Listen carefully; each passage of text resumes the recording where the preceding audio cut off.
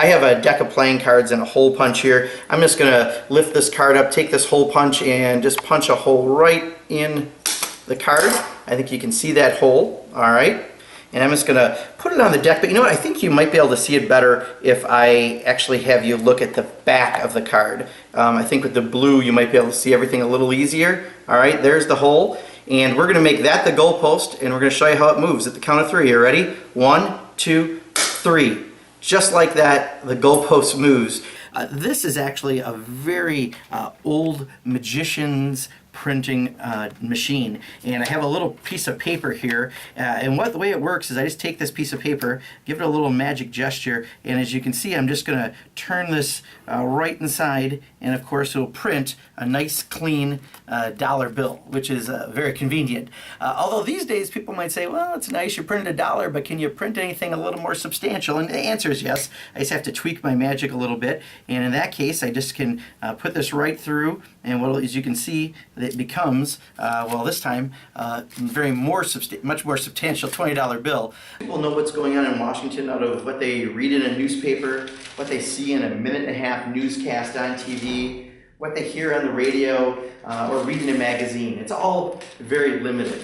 But what they really want to know is what actually goes on in Washington. Not just pieces of what's going on, but in the totality, what is really happening in Washington, D.C.? What's my day like? What's a committee like? What's it like when we vote on things in Congress? Is it just the little snippets they get, or is it something more full and complex than what they see?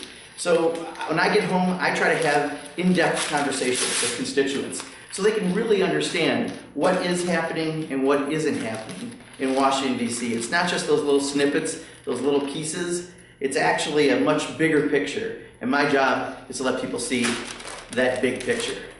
I have in my wallet a couple of bills. I've got a couple of bills here. I've got a single, I believe, and a 20. Yep, and we're going to use those in just a second. So I've got a $1 bill, all right, and I've got a $20 bill, and we're going to use that in just a second. What I'm going to do is just take this $1 bill, I'm going to fold it into eighths, kind of.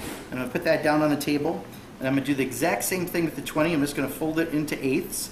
And we're just going to grab this 1 and put it right on the 20 here. And what I'd like you to do, Gretchen, if you could extend your left hand for me. All right, perfect. I appreciate that. I'm just going to put that right in your hand. Hold it just like that. Now, how much money do you have in your hand? $21. $21. All right. I'm going to take out one of the bills. If I can sneak in by your pinky, I don't want to break anything, but I just want to grab out. There we go. Okay. Now I've taken out one of the bills. I've taken out the 1, and that means you have $20. the $20. All right. Okay. Watch this real close. We'll test your observations. Okay. You ready? Well, look. Your eyes are just following everything exactly. You ready? 1, 2, 3. What? Wait. What? It's now a $20 bill that I have in my hand. If I have the 20 in my hand, that means you must have. What do you have in your hand, Gretchen? I'm going to open that up. Wow. You've got the 1. See, that's observation.